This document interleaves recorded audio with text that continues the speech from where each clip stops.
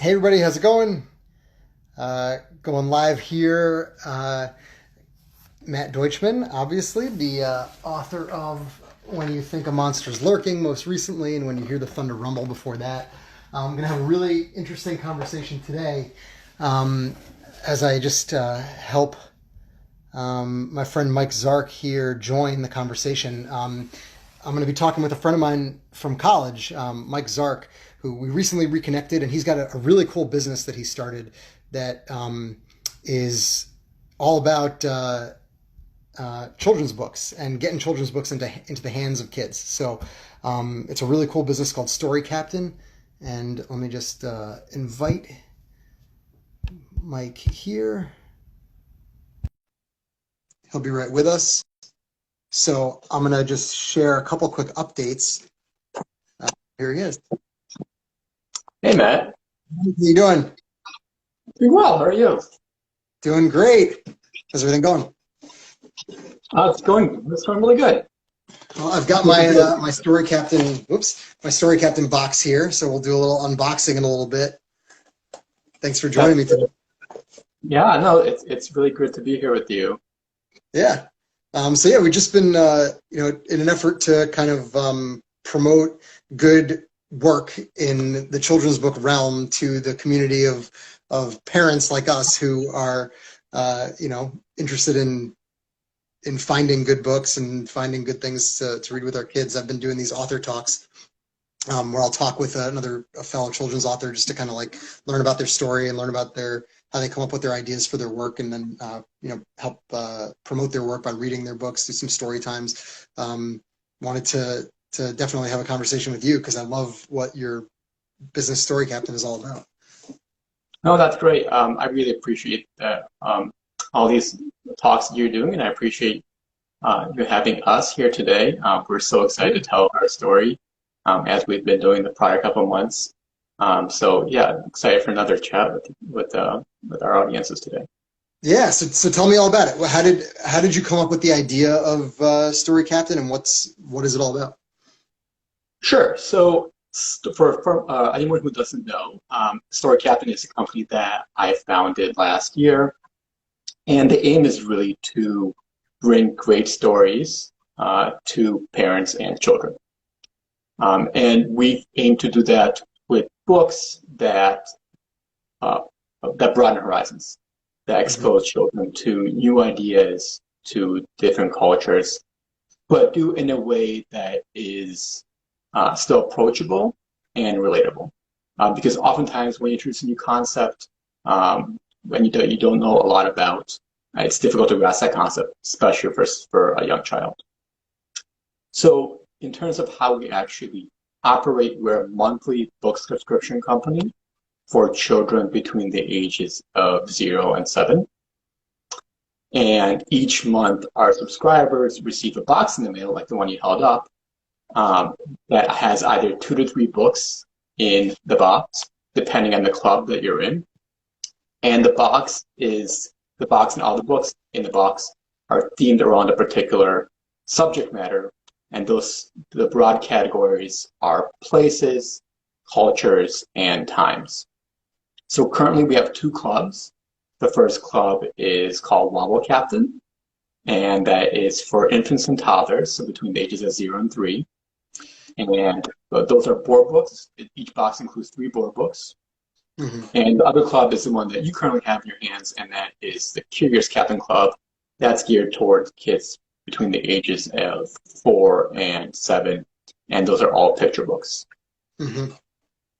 Yeah, and so I think something that you hit on that what you're trying to do is broaden horizons in an approachable way. I'll tell you, we've been subscribers for a few months, and so I think the first month that we received a box, the theme was Hawaii, and so there were 2 or 3 books in the box that were all written by Hawaiian authors, illustrated by Hawaiian illustrators, had beautiful illustrations that really captured the Hawaiian culture, and the stories were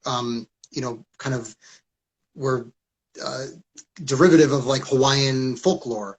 And then similarly, I think the second month was India, And so, it was very much about Indian culture, and there was a really cool book about all the different colors and aromas at the Indian marketplace, which was a really cool way to kind of to bring um, that type of cultural experience to life for my kids. And it, it, I obviously, I would love for my kids to have broad horizons and to understand lots of different cultures aside from our own. And if I were to just go to the library or to go to a bookstore, I wouldn't necessarily know where to begin if I were just, of a mind of, hey, I want to broaden my kids' horizons. And certainly, even if I wanted to say, I'd love to expose my kids to Indian culture, I wouldn't necessarily know what books to pursue and, how exactly to go about it, because it's a culture that is not as familiar for me. So, so I love what you're doing. I think it's a great idea. How do you choose what books go in the box? Like, how do you either vet the books or narrow down from all of the potential, books about Indian culture into to create one curated box that has 2 or 3 books about India? Yeah, Matt, that's a great question. And before I respond, I mean, I think what you said before about what we're trying to do, you just hit it on the head. I mean, that's exactly what we're trying to do, and we're trying to make it easy and affordable for parents to do that. In terms of they can subscribe, and then they receive these boxes in the mail. And then really the hardest part, which is the hardest part for all parents, is taking the time and reading these books with their kids and doing it on a regular basis. In terms of selecting the books, that is really my favorite part of this entire business because I get to read so many books. So we start with a theme, and picking a theme is the most important part about all of this. So we look for themes that are, first of all, going to be interesting for both parents and children. It's very important that parents also like this because parents are the ones who are reading these books to their kids. Absolutely. Exactly. Then we look for themes that just have enough quality books that are written about that subject, or by authors that come from the particular part of the world. Mm-hmm. So when we settle down on a theme, let's say I'll talk about Hawaii month here. So we settle down on a Hawaii theme. We start looking at the books. So we start off by literally looking at and making a list and reading every single book that may fit in a theme. And oftentimes we start off with about 200 or 300 books between both of the board book clubs and the picture book clubs. So it's a lot of books, which is great. And that's absolutely awesome. Then we start narrowing that down a little bit. So we look for essentially the best books in that. Sometimes it's just books that fit the theme the best. I mean, they're really great books, but they may not be exactly about Hawaii. Just may have one aspect of Hawaii, but not the entire book may not be about Hawaii. So we look for diverse authors and unique viewpoints. So as you said, in Hawaii Month, all of our books were authored or illustrated by people who live in Hawaii or have Hawaiian ancestry. That's very important for us because as we move through the months, we want diverse viewpoints from all these people from all around the world.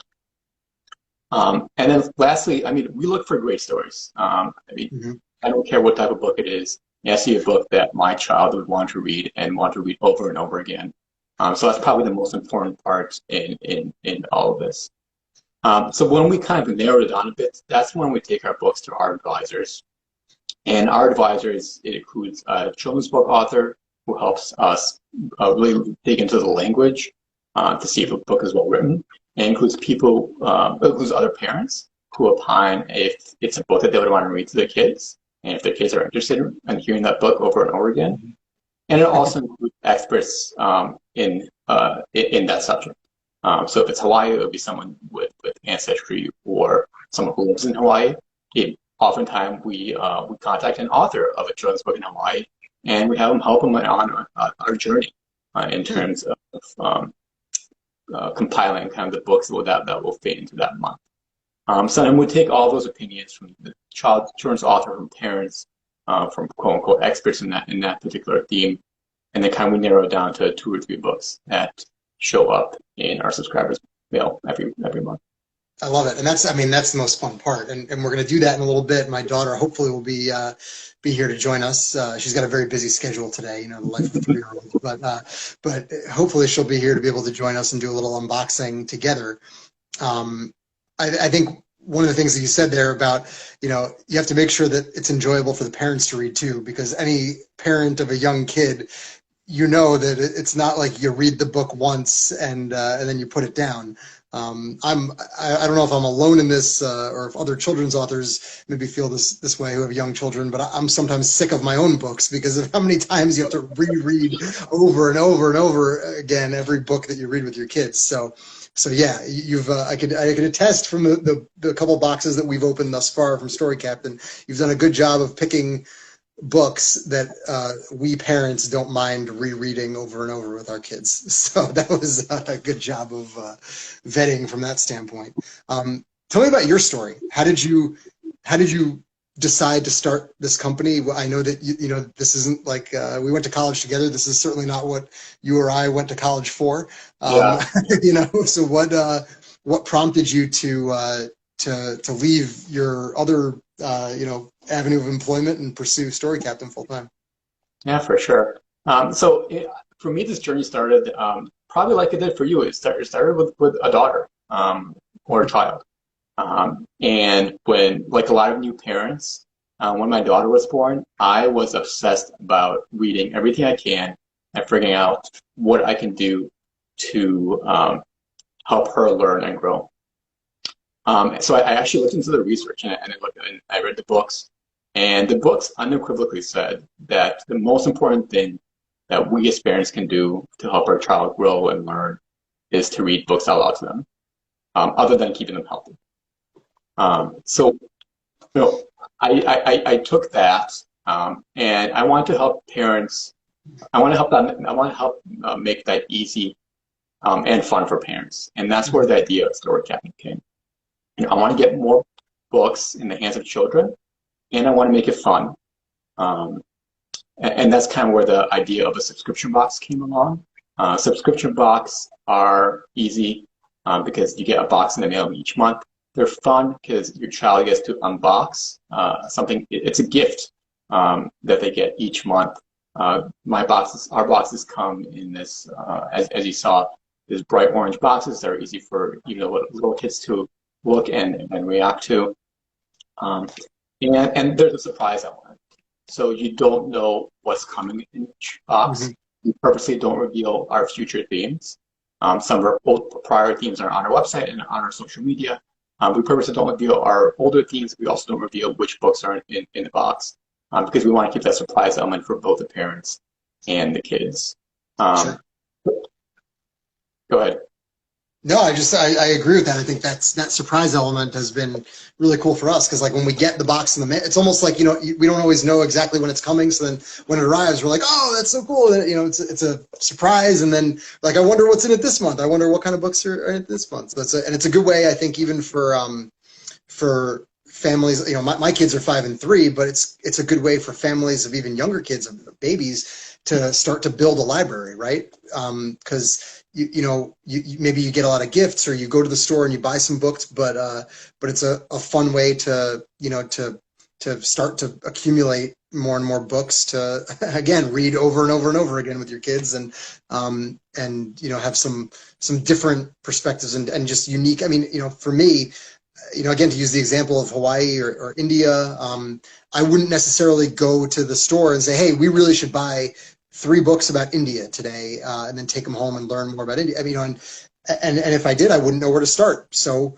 now we've got you. You've read through 300 books about India and decided that these are the 2 that I need to have, and you sent them to me this month. So boom, there we go.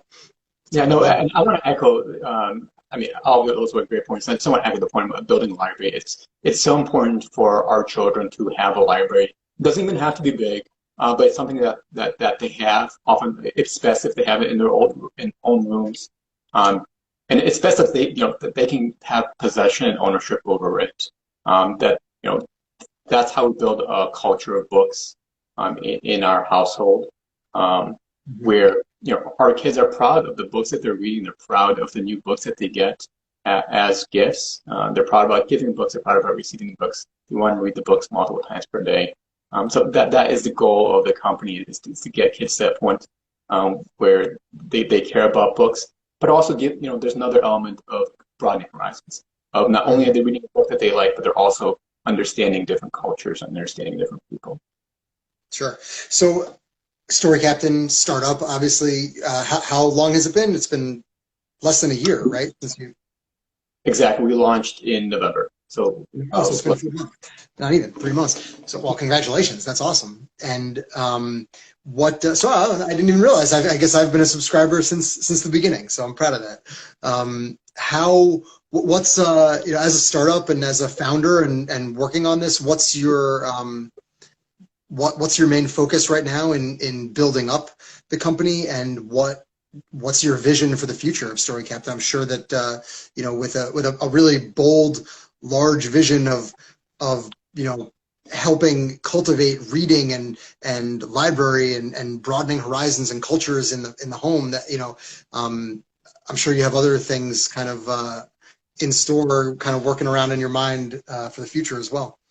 Yeah, no, I appreciate that, and I appreciate you being a subscriber from the beginning. We definitely appreciate that. So, I mean, at this point, we are still building the product and trying to make it better. We're getting feedback from our subscribers and trying to see how we can enhance the offering. So, one of the things that's actually going to come in the next couple of months is activities. We heard from some of our subscribers that, especially for the Curious Captain Club, for the older books, that it'd be really cool that they read a couple of books about a new theme, and they're excited to kind of do something about that. So we're going to include activity sets in each box, which kind of gives parents ideas about activities that they can do, so kids can kind of dive deep into that month and do something with their hands, and that way they can continue the learning in addition to the book. So that's going to be coming soon, probably starting with the Curious Captain Club, and then later going into the Wahoo Captain Club. And obviously, these activities will be will be tailored to the age group of the audience in each club. So that's the big thing we're thinking about now. I think in the further future, we're thinking about this expanding to more clubs, going into beyond the picture books, maybe into early chapter books and readers. I think that'll probably be later next year. And we're also just working right now on broadening our subscribership. So we really started off by targeting people we knew and people in our community. And just now we're kind of expanding further across the United States and increasing marketing and exposure, and doing these videos with you is an important part of that. So thank you for that, Matt. Absolutely, it's fantastic. Well, I love the idea of including activities to go along with the books. That's a lot of fun. And yeah, so I'm excited to be along for the ride. I don't know where Sophia, my daughter, is, but we'll move on without her, and if she's able to come join us to do part of the unboxing experience, then that'll be great. But I have no idea what the theme this month is. I've been saving this box, so this is just a little sneak preview for anyone who's watching. We'll see what the experience looks like. So you have to imagine that I have a 3-year-old and a 5-year-old with me, so that you can experience what it'd be like for your children. So we've got our box here. It comes in the mail, and it's very easy to open it up, and then you just open up the flaps and you watch your kids' eyes light up. Got all the information about Story Captain printed right on the box. Beautiful use of the printing space, if I do say so myself, from my promotional marketing background. And then there's a little card introducing what the theme for the month is, and looks like we've got a meeting with the Vikings. So very cool. I wrote a report on the Vikings in 8th grade, I believe, and I think I got an A. So wow, we should have used you as our expert for this theme. I did not know about that, man. I'm sorry. I know, you really should have consulted me to choose these picture books because of my vast expertise in the Viking culture. But that's very cool. And so I'm not going to read the whole thing, but just to give kind of like a little preview to anyone watching of how this unfolds, it gives you a little sneak preview and a little background information about the Vikings. It's the year 952 AD, and you have just arrived in what is now known as Scandinavia. You have come to meet the Vikings, expert seamen who traveled across Europe in search of riches. While Vikings lived thousands of years ago in a different part of the world, you'll be amazed at how much we have in common. And then there's a description of the books on the back here. So, and you can see beautifully wrapped with a nice Story Captain sticker. We've got our unwrapping experience and 2 Story Captain stickers in here. I think when I signed up, I probably had to select how many children are in the house. So every month we get 2 stickers sent to us. I don't know if that's standard practice or if that's because we have 2 kids. But the kids always want as many stickers as our subscribers want. Okay, so unlimited supply of stickers. And these stickers are actually different than the ones in previous months. So very cool. It's like a collector's item. You can collect them all. We've got a book called The Littlest Viking. Oh, that's going to be a fun one. My son, he's very into dress up, so he's going to love just even seeing the cover with the helmet and the sword. And then we've got another one, Helga Makes a Name for Herself. That will appeal to my daughter, Sophia, because she is definitely all about making a name for herself these days. So very cool. You can see that the artwork is just really gorgeous. And it seems like it's definitely true to the Viking culture. So real quick, Mike, what can you tell us about how these books were chosen, how the selection came about this month, how you even came up with the theme, and what the vetting process was like looking through books about Viking culture? Yeah, for sure. All good points. So in terms of the theme, I mean, we wanted something. Our themes are different places, cultures, and times. And we did places, and we did some cultures recently, and we wanted to do a new time. So we kind of started with that, and we compiled like a list of all different times where people have lived. We thought about ancient Egypt. We thought about Rome. We thought about the Vikings. We thought about different other ones. And we started doing research on all of them. And the Viking was the one that came about this month. All those other ones may come about later. Of course, you're not going to disclose the future. Yeah. And so when we started doing research, we found a lot of books. But we found these 2 books, and we loved them for a number of different reasons. And I'm looking over here because I have these 2 books here as well. So, first of all, as you mentioned, the illustrations are beautiful in both of these books. In picture books, they're called picture books. So the illustrations need to be are half or even more than half of the value of a book. So that's one of the first things we look for. Another reason we like both of these books is that both of the book are about Vikings. So the images that you see on the cover are Vikings. But yet both of these books are about themes and topics that are very relatable. The Littlest Viking is about a Viking boy who has a sibling daughter, a sibling sister. So that's a theme that is very common in families when a sibling is born. And his role in the family changes from being the youngest child to being the older child. So that's really what the book's about. Yet, while as a reader of the book, you learn about the Vikings, but you also get to approach this theme that is common within many books, but also within families. Helga Makes a Name for Herself is about a Viking girl named Helga who wants to become, or she's a Scandinavian girl named Helga. Her family are farmers, but she wants to become a Viking. As you can imagine, there are not that many Vikings for a woman, yet she is intended on becoming a Viking. So it's a popular motif about someone who wants to do something that's very difficult for them to do, yet they succeed of it in the end. So it's set in those times. You see, she gets a bath once a month, as they did in Viking times. You explore the kind of chores that she has to go through being the farmer's daughter. Yet it explores a very popular motif about her having a goal and determined to get there and then accomplishing that goal. But what I like about this book is that she isn't the best Viking in the world. She fails at some of the tasks that she's to do. I think that shows for our kids, we don't have to be the best at everything, but yet still we can accomplish our goals. And that's kind of why I fell in love with this book. So we came about two different books, both about Vikings, yet both were very relatable and approachable. Um, that kind of didn't have to be in a Viking themed month. Can just be good books to read to your children.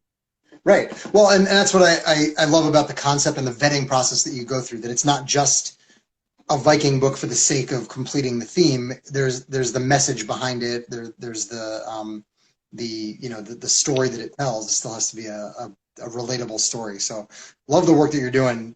Can't wait to read these with my kids later on when they get home. Thank you so much for joining me to share more about Story Captain. And really, best wishes, best luck to you as you continue to launch the company and build up your subscriber base and grow it. I'm really excited to see what's in store for you going forward. Thanks, Matt. I really appreciate you having this live, and I appreciate joining you and discussing. And yeah, whenever, can you let me know all the book reports that you did as an eighth grader? Because I need more subject expert matters in some of the subjects that we're looking at. So looking forward to keeping in touch with you on that as well. Sounds good. Well, and I will tell you that if you ever come up with a food theme, that's going to coincide with my third book, which will be out relatively soon. My illustrator Katie is working on it, and the first book was about helping kids not be scared of the thunder. Second book was not being afraid of the dark and shadows and weird noises in the house. And the third one is about trying new foods, which I know is a popular theme among parents working with their little kids. So anyone listening or watching out there, stay tuned for book number 3 from myself and Katie. Mike, thanks again for joining me. Appreciate it. Thanks, Matt. Talk to you later. Story Captain. Love it. Check it out, everybody. Take care. See you next time.